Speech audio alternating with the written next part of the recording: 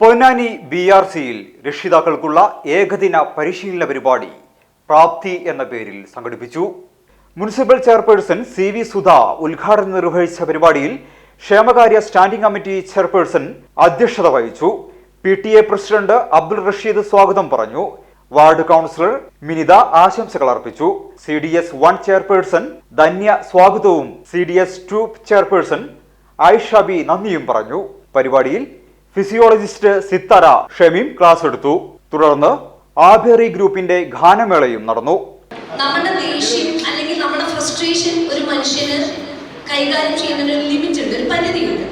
അതിന്റെ അപ്പുറത്തേക്ക് പോയി കഴിഞ്ഞാൽ പൊട്ടിത്തെറിയുണ്ട് അല്ലെ?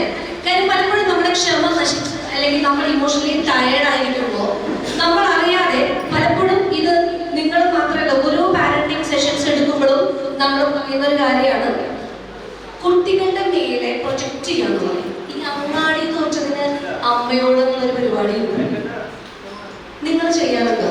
കാരണം ഈ പറഞ്ഞ പ്രഷേഴ്സ് സാമ്പത്തികമാവാം, സാമൂഹികമായവ പല രീതിയിലുള്ള പ്രോബ്ലംസിനെ കൈകാര്യം ചെയ്ത് ടയേർഡായിട്ട് ആ സമയത്തായിരിക്കും നമ്മുടെ മക്കളുടെ ഭാഗത്ത് എന്തെങ്കിലും എക്സ്പ്രഷനോ ഡയലോഗോ വരും.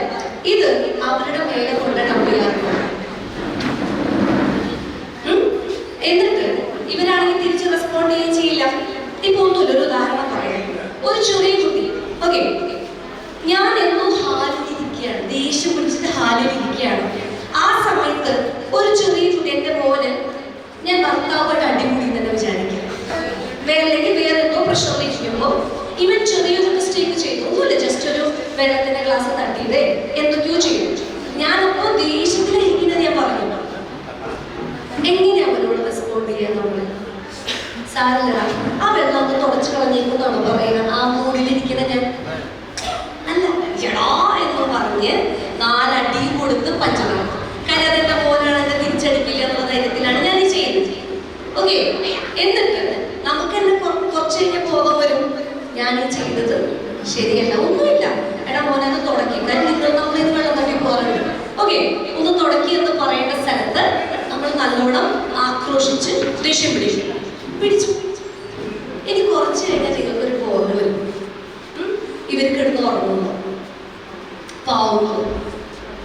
ഓരോ വിവാഹവും സ്വപ്ന സാക്ഷാത്കാരങ്ങളാണ്. മറ്റു ചിലത് കവിത പോലെ ഹൃദയം, ചില ഉറച്ച നിലപാടുകളുള്ള ചേർത്തുപിടിക്കലുകൾ, കടലോളം ഇഷ്ടം കാത്തുവച്ച പ്രണയ സാഫല്യങ്ങൾ. അങ്ങനെ അവളുടെ സ്വപ്നങ്ങളെ, നിലപാടുകളെ, അതിരുകളില്ലാത്ത ഇഷ്ടങ്ങളെ ഉൾക്കൊണ്ട് അവൾക്കൊപ്പം നിന്ന ഫാമിലിയുടെ സ്വപ്നം കൂടിയാണ് ഈ നിമിഷം യാഥാർത്ഥ്യമാവുന്നത്.